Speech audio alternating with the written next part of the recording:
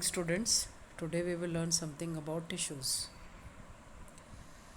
If you remember in class 8th in chapter Cell Structure and Function, you had studied about unicellular and multicellular organisms. If you remember unicellular organisms, a single cell performs all the basic function. For example, in amoeba, a single cell carries out movement, intake of food, gaseous exchange and excretion. तो amoeba में सारे functions होते हैं. However, in multicellular organisms, there are millions of cells. बहुत सारे cells होते हैं. Most of these cells are specialized to carry out specific function.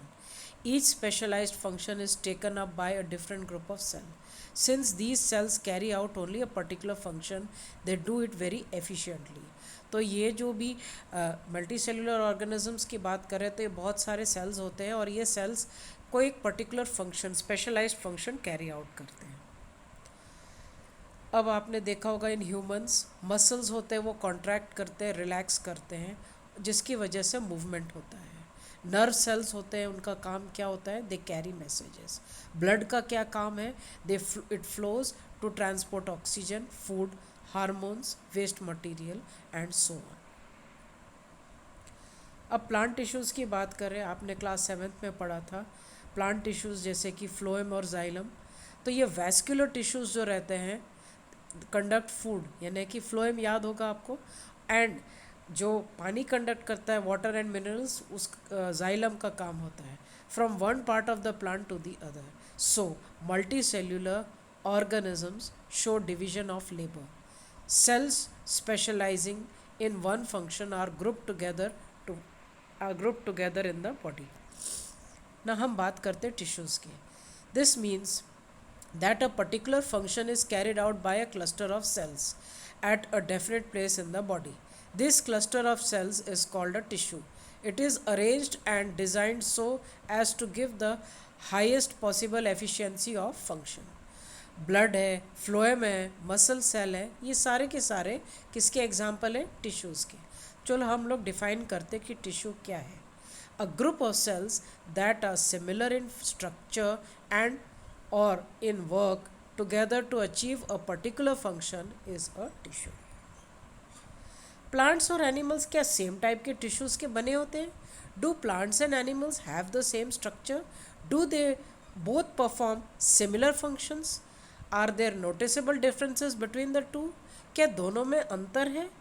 Plants are stationary और फिक्स्ड. आपको मालूम है कि प्लांट्स जो रहते हैं वो एक जगह फिक्स्ड रहते हैं और वो एक जगह से दूसरी जगह मूव नहीं कर पाते हैं. एंड क्योंकि उनको अपराइट रहना पड़ता है तो उनके इसमें सपोर्टिव टिश्यू होने चाहिए. सपोर्टिव टिश्यू ज़्यादातर डेड सेल्स के बने होते हैं.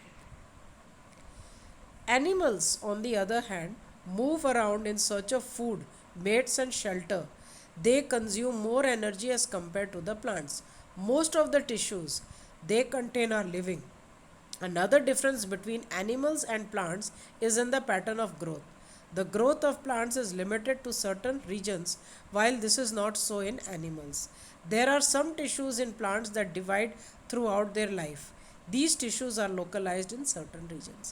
एनिमल्स के केस में क्या होता है, वो एक जगह से दूसरी जगह ट्रैवल करते हैं और उनको एनर्जी की ज़्यादा ज़रूरत होती है. तो ज़्यादातर इनके जो टिश्यूज़ होते हैं वो लिविंग होने चाहिए. यही खास डिफरेंस होता है एनिमल्स और प्लांट्स में. ग्रोथ ऑफ पैटर्न जो रहता है वो अलग होता है.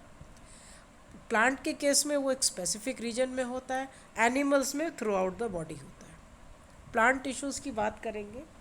Based on dividing capacity of tissue, various plant tissues can be classified as meristematic tissue and permanent tissue. Cell growth in animals is more uniform, so there is no demarcation of dividing and non-dividing regions in animals. क्योंकि growth animals के case में all round होता है, and whereas in case of plants it is specified, therefore there will be dividing and non-dividing in case of plants. The structural organization of organs and organ systems is far more specialized and localized in complex animals than even in very complex plants. This fundamental difference reflects the different modes of life. अगर आप देखेंगे उनके feeding habits, mode of life अलग हैं, plants एक जगह से दूसरी जगह जाते हैं, प्लांट्स अपना खाना, ज़्यादातर ग्रीन प्लांट्स अपना खाना बनाते हैं, whereas in case of animals it is going to be they move from one place to another in search of food, and their feeding habits they take in food. Also they are differently adapted for a sedentary existence. On one hand plants, and active locomotion in case of animals. तो अब question आता है what is a tissue. आपको मालूम है it is a group of cell which are similar in structure and function and they are having a specialized function. What is the utility of tissues in multicellular organisms. ज़्यादातर multicellular organisms की जो संरचना होती है, जो structure होती है, वो कॉम्प्लेक्स होती है और उनके नीड्स उनके अकॉर्डिंग होती है, उनकी एनर्जी रिक्वायरमेंट्स ज़्यादा होते हैं, जिसकी वजह से उनके स्पेशलाइज्ड टिश्यूज़ बनते हैं. अगर हम लोग एक एक्टिविटी लेते हैं, activity to show meristematic work of cells. Now take 2 glass jars and fill them with water. Now take 2 onion bulbs and place them in each jar as shown. Observe the growth of the roots in both the bulbs for a few days. Day 1, day 2, day 3.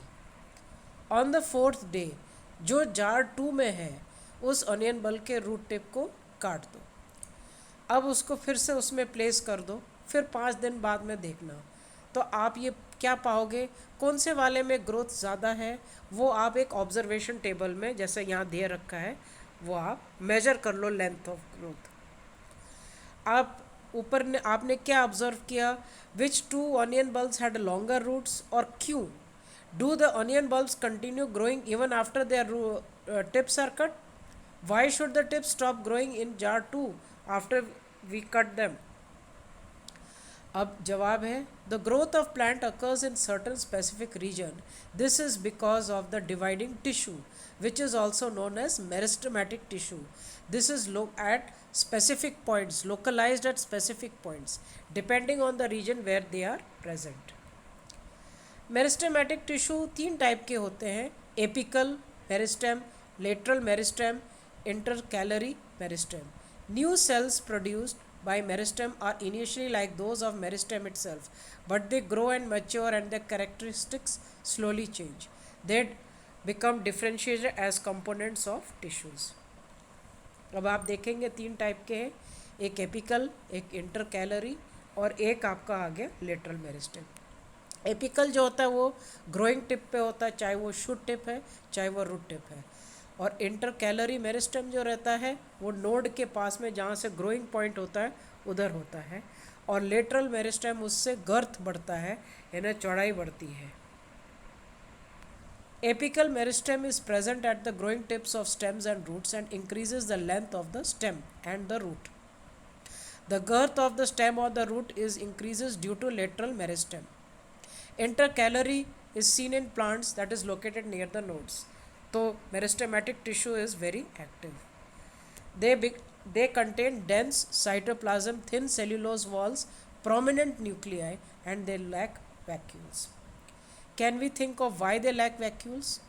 ये शायद आपको इसके बारे में, vacuoles के बारे में आप जब समझेंगे उसके फंक्शन तब आपको समझ में आएगा. Thank you.